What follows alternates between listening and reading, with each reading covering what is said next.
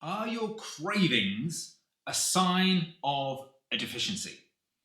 Is it the case that when you have that taste for something sweet, maybe you are going for candy, or maybe it's something like you crave a chocolate bar or some sort of savory snack, is that a hint to the fact that you've got some sort of nutrient deficiency that your body is screaming out for you to have these foods so you can satisfy that deficiency and therefore almost justify the fact, well, I've got a deficiency in X, therefore that's why I need a chocolate bar, or that's why I need a whole entire Domino's pizza, because I am so deficient in certain nutrients that I need these foods. My body is screaming out for them.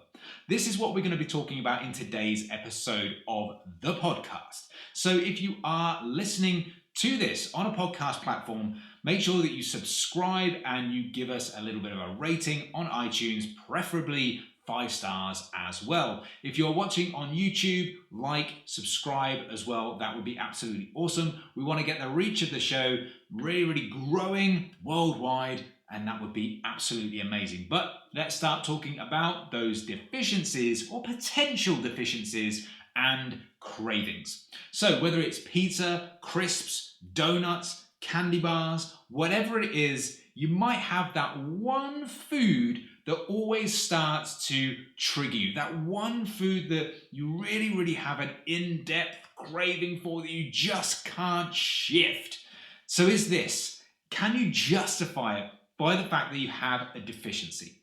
The answer is sadly probably not. Now, there may always be a slim chance that you do have a deficiency, but as you'll see, it's really not going to be the case for most people. Now, if you do feel like you have any sort of deficiency from a nutritional perspective, you should go and see your doctor. You should go and get blood tests. You can test for vitamins, minerals, all those different sorts of things to make sure that you are getting the nutrients you need. That can always highlight where you're at in terms of your vitamin and mineral intake, and therefore if you have a specific deficiency. Now, there are certain reasons why I think that when you logically think this through, you don't really link a craving to a deficiency. Now, most of the time, when we talk about cravings, people never really crave broccoli or cabbage or carrots, anything like that. They really kind of crave or end up going for foods that are quite calorie dense. So whether that is, like I said before, cookies, cake, ice cream, pizza, stuff like that. Now, again, when we think about this a little bit more logically, you've got those types of food. Now, they have some nutrition in them, some nutrients in them, but it's not exactly the most nutritious option you could go for. So if you are genuinely deficient in a particular vitamin, mineral, whatever it may be, then surely the body is going to scream out for a craving for a food that satisfies that nutrient deficiency in sufficient quantities. Whereas it seems to be that you're going for very calorie dense, nutrient light options. So it doesn't really kind of hang together that, okay, I'm lacking nutrients, so I'm going to opt for foods that don't have many nutrients in them. Now, that's not to say those foods are bad, they're wrong, or anything like that. In a perfectly well-balanced diet, you can absolutely have any food that you want. But if we're talking specifically about having a nutrient deficiency, then it would make sense that if you have said nutrient deficiency, that your body, if it is indeed linked to cravings, is going to make you crave a food that is going to satisfy that nutrient deficiency, not just be some sort of food that is bereft of many nutrients and just taste fucking good. The other point is you're probably not actually really that deficient anyway. Now, if you take something like salt, you could genuinely have a sodium deficiency. Now, that could be the case, but it's very unlikely that you're going to have a sodium deficiency of any description. Again, I'm not telling you definitely haven't, and you should go get checked if you think you have, but in most cases, it's not going to be the case. Because if you think about the habitual diet of many people in, let's say, the Western world is that salt is in lots of different foods, whether it's added or it's within foods already. There's lots of opportunities by just eating relatively normally, even if you're eating more calorie dense options, you're snacking on things and all these different sorts of food, is that you're probably getting enough sodium via those foods anyway without really thinking about it. So for me, you could have a sodium deficiency, yes, but in most people's cases, it's probably not going to be true. Likewise, you could say, well, it's relatively easy to get the minimum amount of protein needed for health without even thinking about it. It's about 0.8 grams per kilo is the minimum needed for health. Now, if you're trying to build muscle and if you're trying to optimize feelings of not feeling hungry, things like that, it's going to be more. But to sort of avoid disease, the minimum amount, 0.8 grams per kilo. And I bet that most people in the Western world, again, because of the diets that we eat, that's quite easy to get without even thinking about it. So the likelihood of you being deficient, not that great. The same when it comes to fat. Now, fat is essential in the human diet. We need it. But the actual minimum is still a little bit unknown. You can have very, very low fat diets and still be relatively healthy. Probably the minimum I would say to go to on a consistent basis is about 20% of total calories. That's kind of where you want to pitch it, roughly speaking. You can go lower than that for shorter periods of time, but anything more sustained, probably keep it around that 20 to 25%. Now, that might seem a lot, but again, natural food choices for many, many people, obviously it's always going to be some exceptions to the rule, but most people are going to get that 20, 25%, again, by just natural food choices without really thinking about it. So again, the likelihood of a deficiency in fat is not really going to be a thing. And then you've got carbohydrates. So carbohydrates in the forms of sugars and other sorts of things, they're not even essential to the human diet. Doesn't mean you shouldn't have them, doesn't mean they're bad, but they're not essential. You can live without carbohydrates. So therefore, craving linked to a deficiency doesn't make sense. And then you've got all of the other vitamins and minerals and things like that. But again, is that if you have a specific vitamin or mineral deficiency, often the types of foods that you go for, like I said before, don't really have them in it. So it doesn't make sense. It doesn't ring true for those different reasons. Plus, you could always just have a multivitamin. If you had a multivitamin with your normal diet, in theory, you therefore should have no cravings. If it is the case that the deficiency is linked to a craving. So it doesn't seem to ring true because you could just pop a little vitamin pill in the morning, you could have your normal diet, and theoretically you would never have a craving. That's never going to happen. That's not the case. Those cravings will still exist in some way, shape, or form. So if all of this is the case, that your cravings aren't linked to a deficiency, what is actually going on? That's the question that begs for an answer right now. Now, to answer this question, I'm really going to summarize the detail of the book, The Hungry Brain by Dr. Stephan Guyenet. Now, I've done a podcast with Stephan Guyenet back in, I think, July 2018. So if you want to trawl back through the archives, you can go and have a listen to that.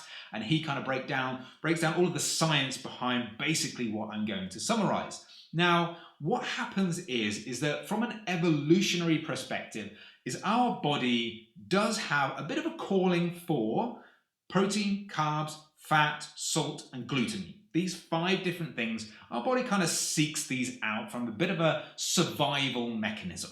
Now, when you eat certain foods, or any food, let's say, for example, is that your brain gets a bit of a dopamine hit from that particular food. Now, that level of dopamine you get, i.e. the amount, is relative to how much of those 5 ingredients that food contains. So for example, a floret of broccoli, pretty much just carbs, nothing really else going on, not many calories, so the dopamine hit is quite small.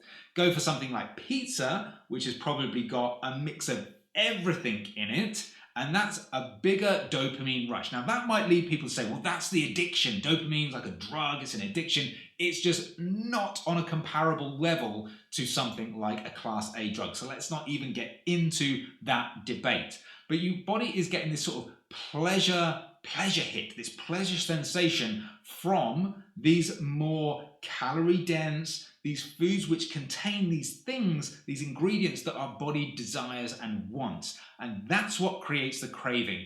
It is having these foods on a repeated basis, giving the brain this kind of like pleasure hit all the time. It wants that all the time.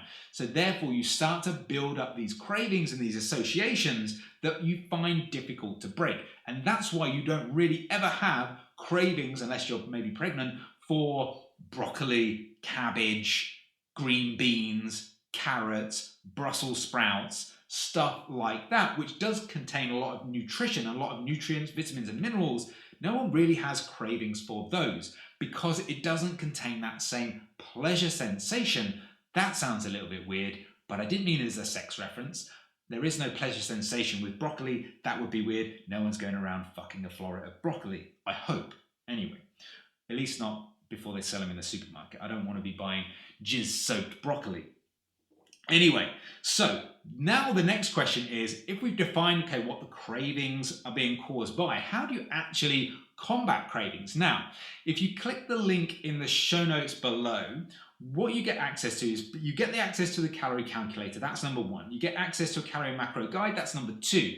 What you're also going to get is a guide on how to control the uncontrollable cravings. Now, I'm going to go through the 6 points right now, but you can also, when you download those things, is you get this as an ebook as well. So well worth doing if you're someone who's struggling with cravings.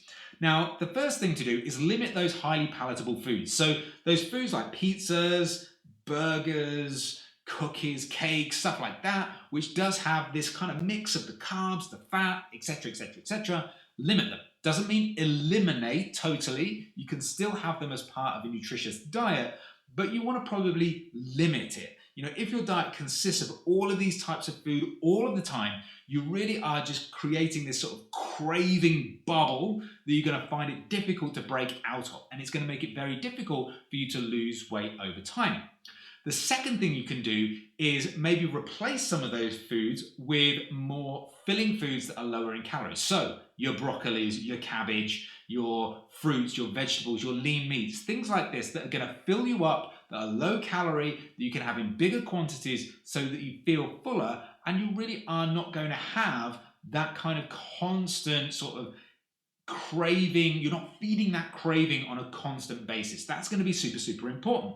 The other thing you want to do is control your food environment, because your cravings are also triggered by sights, smells, and the easy access to certain foods. For example, let's say that you've got some cookies that are in a jar on the side of the kitchen surface. Every time you go into the kitchen, you see these cookies. They look delicious. They're double chocolate chip cookies that you know taste amazing. Every time you walk past them, you see them. At one point or another, you're just going to get so much of a sort of a visual kind of connection to that. So, you know what, I'm going to have those cookies. But if those cookies weren't in sight, maybe they're in a drawer, they're also in a tin or something like that that you can't see, you're creating these barriers. They're not always in your face, you're not always tempted by them, and you've got to go searching for them if you want them. One extra step might be to take those cookies out of the house altogether, but not again eliminate them, have them when you want them. So if you want a cookie, make it a point that you've got to go and buy one. You don't have them easy access within your food environment to those sorts of things. You could even go to the extent of, let's say you're watching all these food programs on Netflix or Amazon Prime or wherever it is you watch these sorts of things, and they're always kind of making you think about food, making you drool and salivate and think, oh shit, I'm hungry, I'm going to go and devour a cake or something like that. Again, having these visual stimulations all the time might make your cravings worse than they need to be. You can also exercise frequently. Obviously, there's a calorie element to that. So if you do have some of these foods, it may not have such an impact, although trying to work off those things is probably a bad idea. You want to look after your sleep, because if you have a lack of sleep, then the next day, your hunger hormones are going to be sort of all over the place. So your feelings of fullness are driven by a hormone called leptin. That will be reduced. Your feelings of hunger, your cravings, are driven by a hormone called ghrelin. That will shoot up. So you're going to be in this situation where you're maybe going to be craving food more so than any other day because of a lack of sleep. So it's important you get good sleep hygiene, get your sleep in, and really prioritize that if you are struggling with cravings, or just prioritize it anyway. It's always a good thing. And then finally, you might want to manage your stress. So it's sometimes difficult to kind of manage the stress at source, but trying to have ways to manage it. Maybe you want to meditate, journal, whatever it is that you want to do. Maybe you just have a wank and a bath. Maybe not at the same time, you don't want to wash in your own jizz. But again, you might want to do these things so that you kind of wind down and manage that stress levels, because we are always susceptible to emotional eating. Sometimes it's stress triggers the response of food. So the more you can reduce that stress, the better. So to summarize, we are not in a situation in most cases whereby a craving is signaling a deficiency that you need to overcome. What it's more likely to do with is the types of food that you're eating, the way that you're surrounding yourself with food, and the way that you're going about your nutrition is increasing your hunger drive, increasing your drive and your cravings for certain foods, and that's what the problem is that we need to solve. So hopefully this podcast shed some light on that whole topic and gave you some solutions to deal with it as well. Like I said, partway through is that you can click the link in the show notes. You can get access to the calorie calculator, the calorie guide. You can get access to a free training program, and within that, over the course of the next 4 or 5 days, you will get access to the ebook, which is all about controlling those uncontrollable cravings. Now, the other link that I'm going to put in the show notes as well is if you are someone who, okay, option A is the kind of do-it-yourself option. You're maybe making good progress, you're maybe just trying to tweak things and just get over a certain hump with the progress that you're making right now. Maybe you've hit a plateau. Great, go down the route of getting the calorie calculator access, making sure you got your calories just right, and all of those other different bits and pieces. Now, the other route is option 2. Option 2 is to get me to map it all out for you. Now, my coaching program, the Lean Life Method, that basically is going to take you as an individual and figure out what is the best way for us to set up your nutrition, set up your training to achieve the body you've been striving for. So whether you want to lose fat, build muscle, lose some of that fat around your midsection, build some guns, whatever it may be that you want to do, I want to help you do that in the most efficient, effective way possible so you can build your confidence, both in terms of the gym, both in terms of your nutritional knowledge, but also more importantly in how you live your life as well. So if you're interested in that, you can click the link in the show notes, check out the information on the website imparadisefitness.com, and you can also come and chat to me if you're interested in finding out more. But for now, all I'm going to say is thanks so much for listening, thanks so much for watching, keep living the lean life, and I'll see you for the next episode of the show.